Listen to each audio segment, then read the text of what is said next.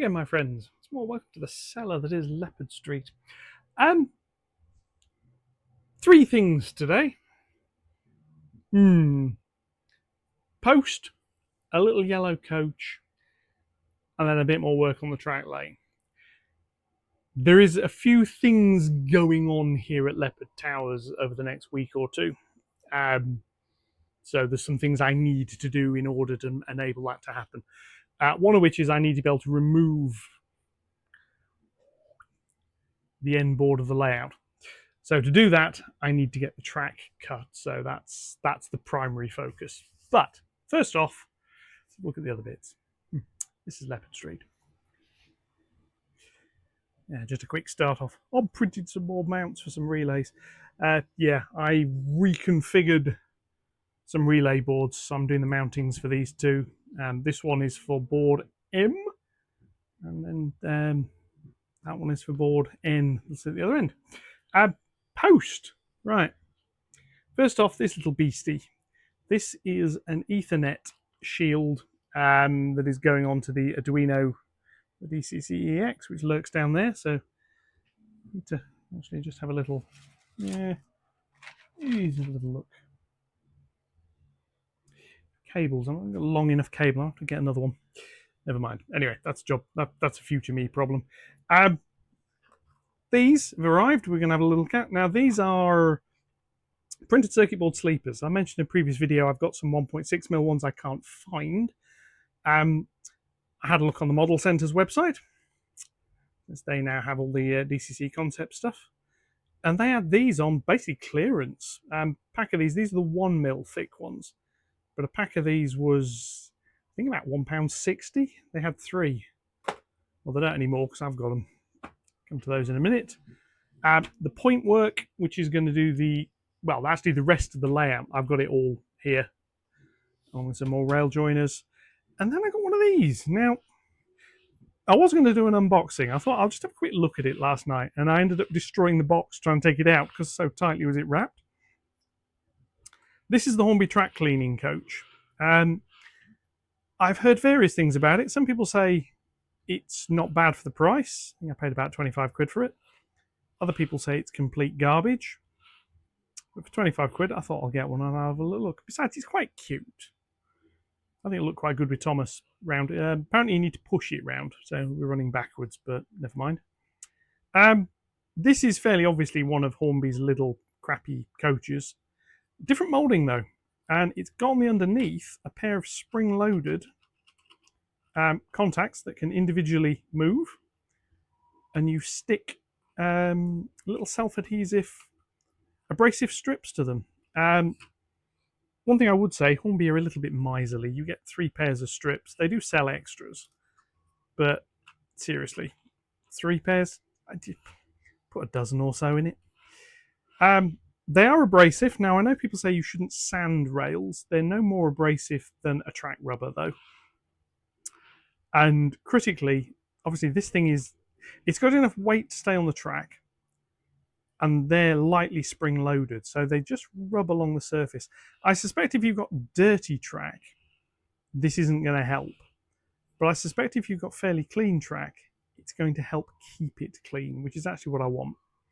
So the plan is this can get shoved behind a loco. When the automation's set up, I can tell it, here's a route, and just have it go round. Until then, it'll just be driven around manually. So, yeah, hopefully we'll keep the tracks clean. So we'll have a little look at that next time the layout's running. That's probably not going to be right now, though. So the first job is to come down here. Well, actually, I've got the first bit is going to be done over here. I'll get this out of the way because I've also picked those up. What I need to do is put some PCB sleepers in here. Now, obviously, I'm going to have to cut them to fit against these ones. So they're going to go in. The immediate job is to glue those in. Now, they're 1mm thick, so there'll be a bit of a gap. But it also means they can go under fish plates. The gap will be filled with solder. That's that. And they'll look like these when they're done, but slightly thinner. I've then got that to do as well. So I'm going to find my clippers. I'm going to open one of these packs up, and we're going to have a look at doing that. So catch you in a sec. Right, so here we are. I've moved around the other side. What these are, it's just literally printed circuit board. The slight annoyance is these are fiberglass printed circuit boards. A lot of modern ones are, which is a little bit of a pain to work with. They're aimed at people who make their own track, or if you make your own point work. They do some nice packs of this actually for things like I want to make a double slip. So it's like, have a look at bits like that. Now these thinner ones are apparently aimed at people who are going to put the track together and solder brass chairs on here and then run bullhead rail through. Yes, there are people who do that. I have actually made my own track in the past. I didn't do it on this layout here for, if I'm perfectly honest, time reasons and laziness reasons. But I trim these off. You can twist them, but it's easier to cut them. Now I'm going to have to cut some of these a bit further. The first thing I'm going to do is just run them over a file, just a little bit. I'm not too fussed about removing these blobs on the side. I just want to make them a bit smoother. Basically, they sit under the rails, so you can't actually see them, which is quite nice. But this just smooths it off a little bit and just helps slightly. Now, obviously, this is how I'm holding the rails down. There are many methods of doing this. There's a lot of videos where you'll see people put brass screws into the baseboard and solder to the head of that. Works perfectly well. All you're really trying to do is something that will hold the rail firmly in place in all three dimensions, so X, Y, and Z with the height as well. Screws have an advantage because obviously you can adjust the height on a screw quite easily by using this thing called a screwdriver. Yeah. Now I'm not using them here because a lot of the edges of these boards, the boards at Leopard Street are 6mm ply. Yes, there is framing underneath that, so I could use screws. They also go through 3mm cork, 2mm cork in a few places, and then XPS foam. So yeah. So what I'm going to do with these, I'm just going to position them roughly now. Now these are, I mean, to give you an idea, I think I can probably actually slide 2 under the rail. Yes, I can. So I've got about a 2mm gap, and I've got about a 1mm thickness of this. So that's quite a bit of gap to fill with solder. Previously I had about 1/2 mm gap. I'm not too fussed about that. It's not ideal, but I'm not going to lose any sleep over it. What I need is something. A knife, that'll do. Just a hand. Come here. Just to push them in. Now what I'm going to do for now is loosely put these in place. This is so I can work out how many I need, and also so because I'm going to need more than I've got here. And also it just makes positioning them that little bit easier.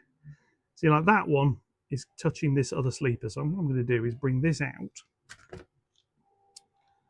going to bring this out and I'm going to trim the end off. I'm going to use a pair of clippers. I'm going to cut the end. This is where the older style circuit board, which is basically compressed paper, works really, really well because they're a lot easier to cut. So that's those 3. Maybe a little bit further over there, like that. Doesn't want to slide around very well, so what I'm going to do is, yeah, it's a bit rough on the end. I'm just going to run a file over the back. The idea is to position these in a little bit more easily. So these are going to go in here like so. And this glue, I'm actually doing this at lunchtime. This glue is obviously going to take a little while to set. I mean, it is super glue, but it will take a little while. Not a big deal. I'll be putting the glue on in a sec. So that's those 3. The next one is obviously going to go under here. Now this is obviously going to require cutting again because there's another sleeper there. So I'm going to chop that first. This one's going to get cut a little bit shorter. And it can go in there. Now that is obviously, if I can get it to go where I want it to go, over the actual board join. So that is going to get cut down the middle. I'm going to use a razor saw for that, which I have here. This one's blunt. I do have a spare blade, however, which I'll be cooking in before I do this.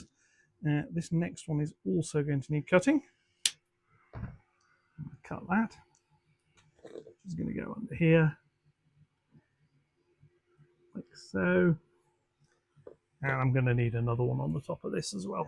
So I'm just going to chop this one, and I'll do myself a 7th one in a minute. What I try and do is get at least 3 on each side of the join. And what I'm doing here, this is why I've not glued them yet, is I'm spacing them out so that I can see roughly where I want them to go. Then when I fit them, I know where I want them to be, so the spacing is reasonable. It's like, see here, I need this one, but what I'm also going to end up doing is adjusting the spacing slightly on these. Yeah.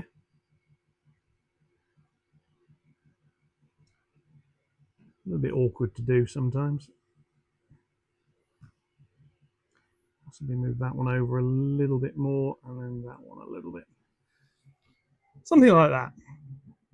So what I now need to do is glue these. And for this I use really, really cheap super glue. And yeah. And the way I do it, I used to do this a bit differently. What I used to do was try and glue the sleepers down first. And then I would come back, stick the track over the top, and hope it all lined up. What I've subsequently learned is it is far, far easier to put the track down first and add these in afterwards. So this can slide in here like so on that glue. Just press in a little bit like that. Oh, that's that one. And now I can take this one out. The same. By doing them this way, I can also get them where I wanted them to be, which is quite nice. Because I know, for example, this one basically needs to be halfway between the one I've just glued down and the others. Put a bit of glue at the ends. Obviously, I can't get the glue all the way along underneath the rail. I don't need to, because when I slide this under, it will actually spread the glue out for me quite nicely. So that goes under there. Try to get it straight. And this also means I don't have to worry too much about marking these out as which one goes where. It's essentially because I'm doing them one at a time. Obviously, around point work like this, they need cutting. When I come to do the one at the other end, I'm going to have to cut a lot more of them. I'm going to have to do it in an order as well. I'm going to have to pick like one side and do that, and go along. What I might do is start with the middle one. Because that'll need trimming at both ends, but I know that'll need trimming at both ends. And there we go. Now here I've obviously got the center where the gap is. I don't really want to lather super glue down there. Glue is going to go down that gap.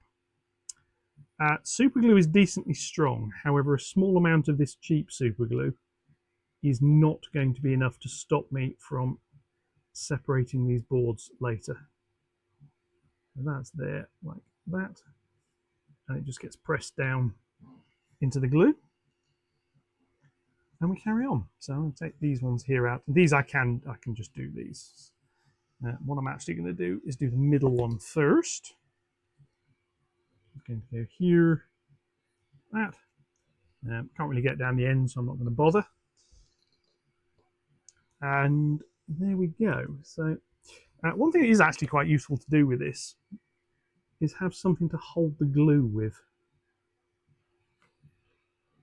I'm using one of my little 3D printed servo mounts because the glue sits in that quite nicely. This goes here like so.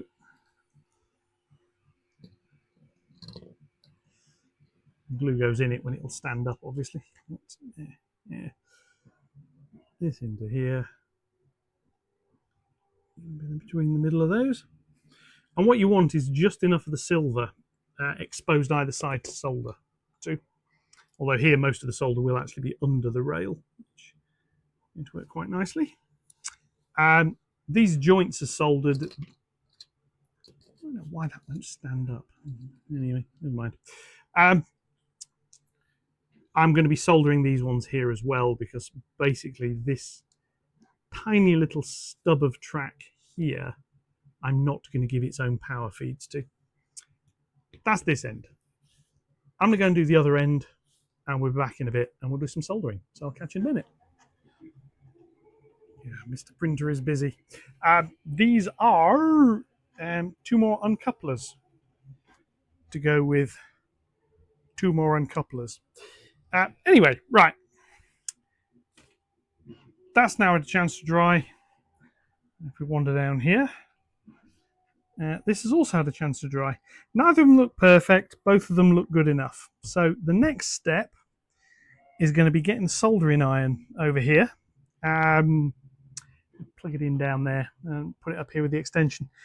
The beauty of this is I can get at both sides of these, so I can do this side from here and that side from there. So I'm going to set up for that.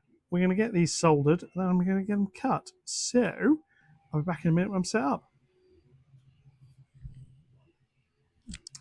Okay, so here's the join. So working on this back track over here to start with. So a little bit of flux on here.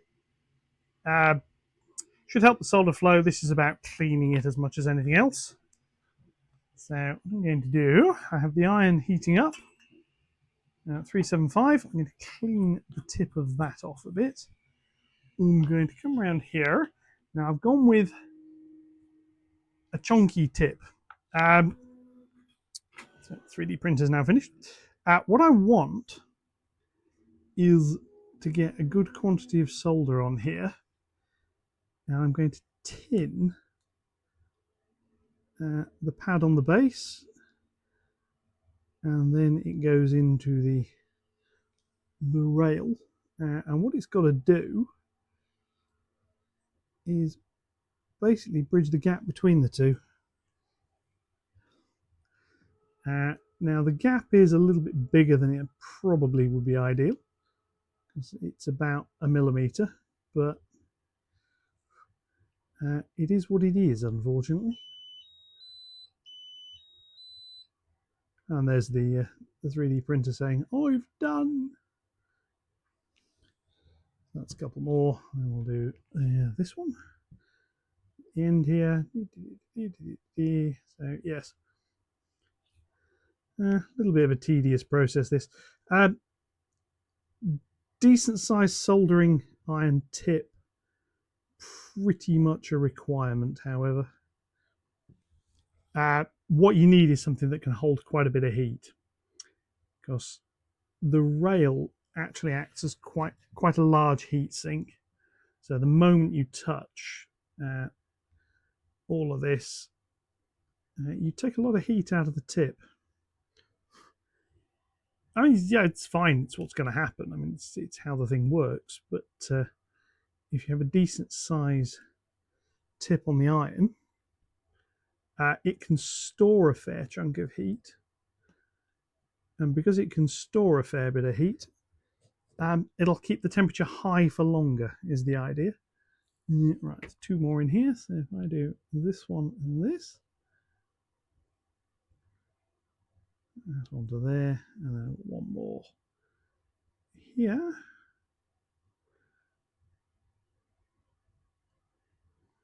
Goes into there. Right, just going to wipe the iron very quietly along the top, because there's some solder got on the top in a couple of places, and I want to make sure this join in the rails here also gets some solder into it. Just into the rail joiner, and then same on this side.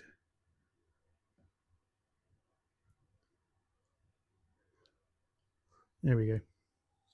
Just gives me decent electrical connectivity. Right, I need a track laser. around here somewhere. Here's one. Just to run over the top. And you can hear there's a little bit of a grating sound there, but that has cleared it. And I can just check with the reflections on there. That should work. Right, I need to get a wagon of some description. There's a coach of some description, never mind. There with its cleaning pads. I'm not trying to clean this, I'm just making sure the flangeways are clear and the wheels can roll over. So, that's that side done. If I move you around here, we can zoom in a little bit more, because I can use this camera actually as an inspection camera here. So as you can see, that's got all of the sleepers and all of the rail above it. And there's one I want to put a little bit more onto. So position you there. And this is really just about, I'll leave that switched on. This one here, I just want to put a bit more solder in here.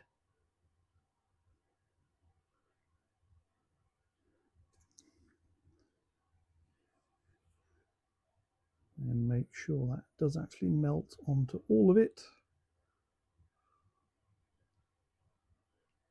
There we go. It looks much better. Now the rail is discoloured a bit. This is something I've noted. I suspect there's a coating on the rail. Sometimes it solders on a lot better than others. But that's that one. I'm now going to get the other side done. I'm going to get the other end crossings done. Then I'm going to dig up the saw and we're going to have some fun with a saw. So catch you in a mo. Right, now this is done. This has had a chance to cool while I've been doing the other end. I have fitted the new saw blade.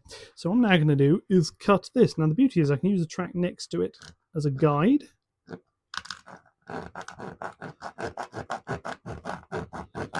The idea is to just get a reasonably consistent cut. Now this is going to have to go through the sleeper, which is slightly... They're always a little bit harder to cut.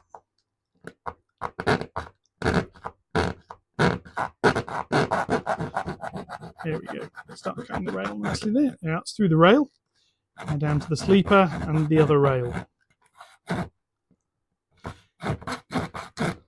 Now, as I found previously with this, I'm going to have to file this slightly as well. Let's get through that. And there we are. It's that join done. I'll just zoom back out slightly. Right, mini new for a sec.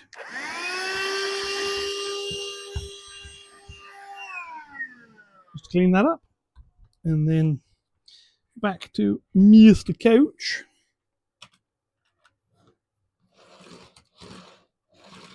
And we can go over there. Now I'm going to I'll do a trial separation on the board in a minute because I've got to get the other end cut first. But that's basically a board joint. Excuse me. So, as I said, that'll need filing slightly because if you remember from previous videos, I had an issue where the rails end up actually touching each other. That gap is a little bit too narrow. Don't mind, it works. Now, those rails are also firmly held down, which is the key bit. So it'll work with the alignment. So I'm going to cut the other end.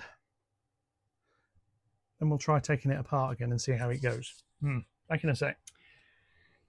Okay, that's that one cut as well. So the first test is, can I take this bit out? Basically, it should come out quite easily. There you go. Separates quite nicely. Goes back together. Comes out. Goes back together again. This obviously has got dropper wires. In fact, now I can take this out. I can show them to you. I can just... Go unplug the connector first. Right, there we go. There it comes out. Under there you can see all the droppers. Now, they obviously need connecting to something. That's not a job for today. So that clips back in. That clip back in. Check the alignment again on the new rails. All over that. Over that. And over that. So, that's that side. I can also just do a quick test here with this one. So what I do is slide this whole lot, comes apart that way. There's a gap. Now, as I said, these need a little bit of filing. So what I'm going to do now is just very quickly do that.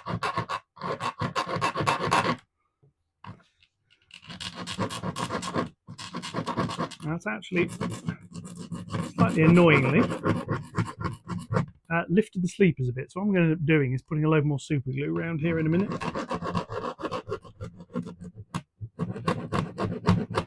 Which I'm fine with.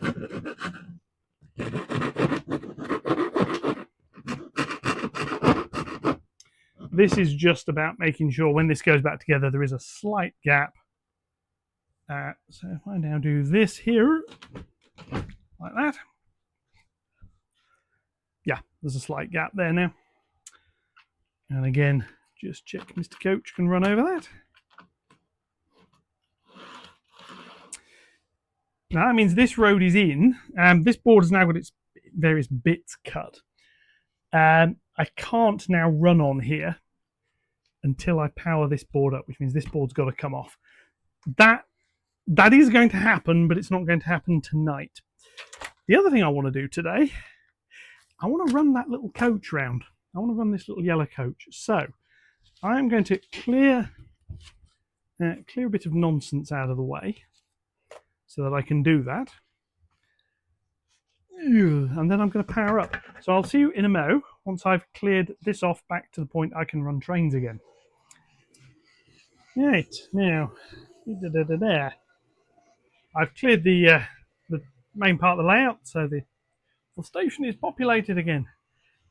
And as you can probably hear, my N2 is doing the rounds with the track cleaning coach. So it said push, so pushing is what we are doing. Just going to do a couple of circuits and see how it works out.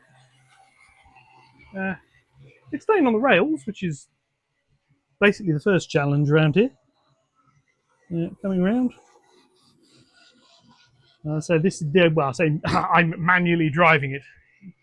The throttle control is the mouse over there, and I'm over here. If need be, I have the big red button. But here we go. Now, what does it look like? It looks like a small bright yellow coach with stripes on the side. I didn't really expect it to look like anything else, to be fair. So that's reasonable. Yeah. Well, as I say, staying on the track. I mean, the N2's running, so presumably it's reasonably clean. Now, the track wasn't in too bad a shape around here. So all I'm really going to do is run this for a little bit, and then I'm going to have a look. Ooh, signal changing. Can you just see the signal change? Yes, signal change. Yes. So there we go. So that's that. I'll run her back up to the station in a minute and we'll have a look.